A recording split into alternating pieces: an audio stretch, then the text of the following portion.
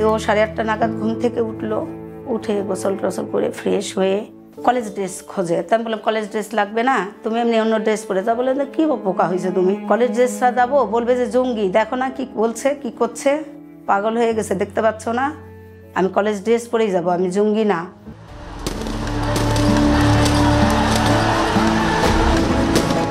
পরে বের হয়ে যাওয়ার সময় চুমু দিয়ে আমাকে বলছে, আম্মু আমাকে দোয়া করে দাও, আমার মাথায় হাত রেখে আয়াতুল কুরসি পড়ে ফু দিয়ে ছেলেকে পাঠিয়ে দিলাম। থাকবো না এই শহরে যেখানে আকাশে ওড়ে জাতস্বর চিল, নজরে ফেলেছে তাদের মৃত্যুর জন্য। আমি থাকবো না আমাদের এ শহরে, আমি চলে যাব সেই ভিন্ন গ্রহে যেখানে থাকবে না কোনো মানুষ নামের প্রেতাত্মা। এগুলো পড়ে পড়ে আমাকে শোনাতো। আমাকে সবাই কবির মা বলে ডাকতো। ওর কবিতার কোনো খাতা লাইন লাগতো, বই প্যাড লাগতো না। এই যে কোশ্চেনে লেখা, তারপর বইয়ের ফাঁকে লেখা।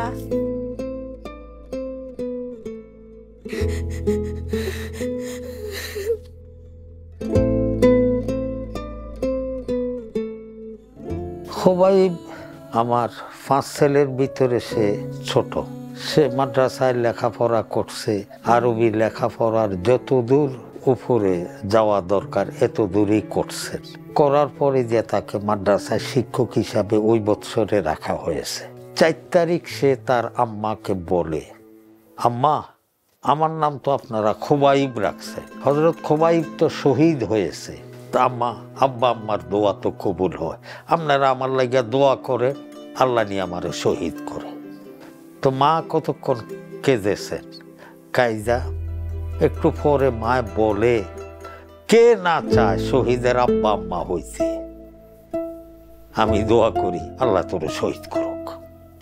আমার ছেলে খোবাই বাসার থেকে বাহির হইয়া সে যাত্রাবাড়ির দিকে গেছে। ওই যে 4 তালার থেকে গুলি ছাড়ছে, এলোপাতারি গুলি ছাড়ছে পুলিশ, এই গুলি তার এখানে আইসা কিডনির মধ্যে পড়ছে, পড়ার পরে দিয়ে সে শহীদ হয়ে গেছে। তার আম্মা যেগুলি স্বপ্নে দেখতেছে, তার চেহারাটা এমন আলোকিত, নূরে নূরান্বিত চেহারাটা আলোর কারণে ধরা যাইতেছে না।